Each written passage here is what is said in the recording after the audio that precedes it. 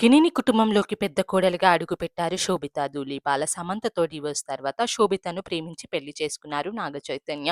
పెళ్లి తర్వాత కూడా కెరీర్‌ని కంటిన్యూ చేస్తూ రీసెంట్‌గానే లీడ్ రోల్‌లో 'చీకటిలో' అనే మూవీ చేశారు. జనవరి 23న ఈ మూవీ అమెజాన్ ప్రైమ్ ఓటీటీలో రిలీజ్ అవుతుంది. ఈ మూవీ ట్రైలర్ రీసెంట్‌గా రిలీజ్ చేయగా మంచి రెస్పాన్స్ తెచ్చుకుంది. రైతుతో పెళ్లి తర్వాత ఆమె చేస్తున్న ఫస్ట్ మూవీ 'చీకటిలో'. ఈ మూవీ ప్రమోషన్స్‌లో భాగంగా శోభిత ఇంటర్వ్యూస్‌లో పాల్గొంటుంది. ఈ సందర్భంగా రిలేషన్‌షిప్‌లో గొడవలు, విభేదాల గురించి ఇంట్రెస్టింగ్ కామెంట్స్ చేశారు.